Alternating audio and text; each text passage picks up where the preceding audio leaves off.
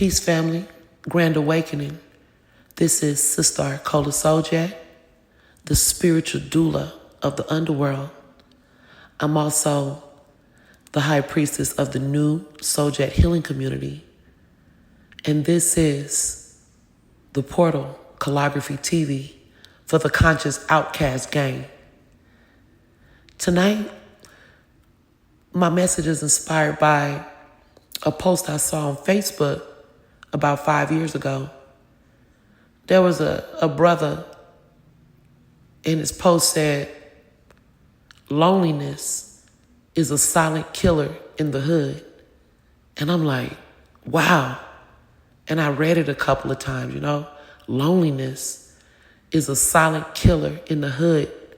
It just hit me in my heart because there's a lot of things that kill in the hood, but loneliness, that hit deep. So tonight we talk about the forgotten ones. Loneliness is a silent killer in the hood. When the world moves on without you. See, there's a silence in our community that nobody wants to talk about. It's not just poverty. It's not just struggle. It's loneliness. And it's killing people quietly. If you guys have not yet subscribed to Calligraphy TV, to join the Conscious Outcast gang, we're also called the Sojats, go ahead and subscribe. And if you like the content, please give me a like. Thank you. So let's get into this message. To the ones that are forgotten. See, we're not just talking about being alone. I'm talking about being unseen, uninvited, unchecked on, and how that wears on the soul of a person. Black loneliness is taboo. See, we're taught to be strong. You'll be all right. You got food, don't you? It can always be worse. I'm here. But seriously, there's a loneliness specific to our culture. But because we don't have the space to name it or tend to it, it often goes unchecked, unhealed, unseen. But see, isolation has many faces. You might have lost everyone you loved, and now you live alone. You spend your life alone. Or you might be surrounded by people, but feel like no one gets you. You could be the black sheep, the only one in the family who thinks like you. Or you could be the one who works all day and comes home to silence in a cold bed. And I understand, some people are so tapped into their own lives, their own families. And sometimes, even though you're family by blood, people begin to create their own families. And a lot of times it happens gradual. Just over time, people fall off. Some people click and continue to maintain relationships. Some stick with tradition and the bulk of the family. But once grandma dies, or whoever that maternal, matriarchal glue for the family dies, many times people break apart. And God forbid, if you don't have siblings, you may be the only child, or in a situation where your family is spread out and people just tend to forget. I talk about the matriarch passing. What about the matriarchs that are forgotten, still here, wishing they can share wisdom, and they sit at home alone? Grandchildren barely even call. Holidays come around. They may see you, they may not. And it's many dynamics as to why Families could be separated or isolated. And even the many friendships that we may have shared, they change. People move on.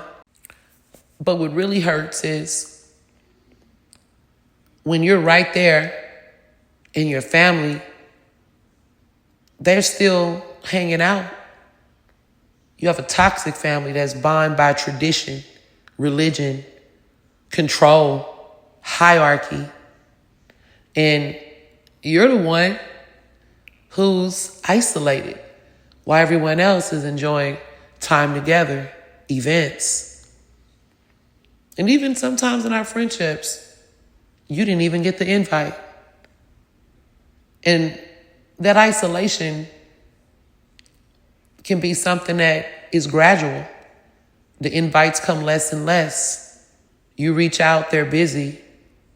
The conversations become superficial, almost barely speaking. Silence on the phone. In person, the energy's different. So even if you get the invite, you don't feel invited. You feel tolerated. They may even take pictures and take several of you, yet none of yours show up on social media when the rest of the families is there, or they're unflattering, or your face is cut out.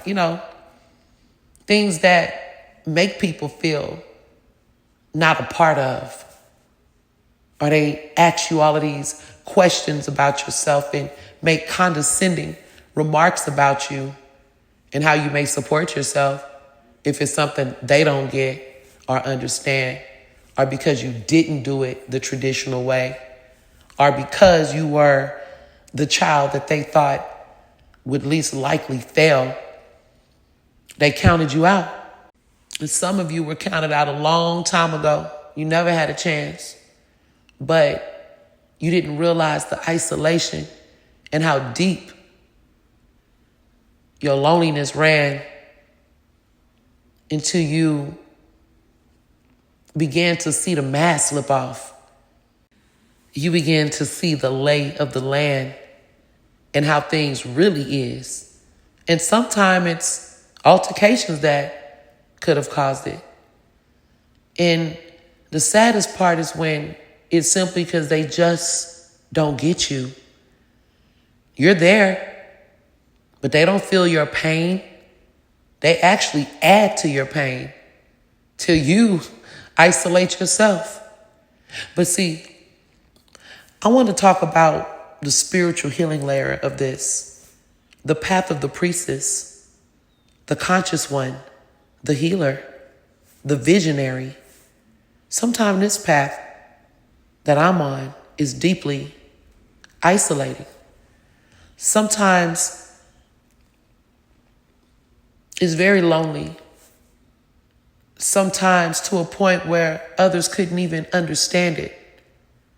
But see, isolation isn't always punishment. Isolation is sacred at times. Not failure, but preparation. Because to be chosen, to be conscious, often means to be set apart. But even us on this path, chosen people, conscious people, soul jets, woke people, we all need community. Even the strong ones need checking on. You can survive loneliness. You can even alchemize it. But you must be willing to not get comfortable with too much loneliness and isolation, as that's not good for our mental, emotional, or physical well-being. Sometimes we gotta use that silence to create, to get deep into your craft, your art, your spiritual work, your shadow work. Stay connected in intentional ways, though. Sometimes you gotta get outside and just say hello to someone. You may even make a new connection, even if it's small.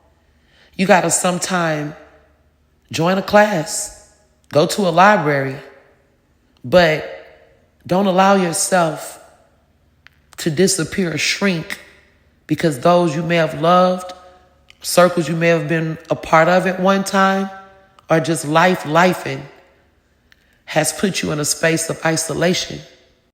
And I know everyone can't get out. So my soft call to action is, if there are people with loved ones, elders, or just people you know in your family and friend circle that suffer from isolation or depression even, check in on them.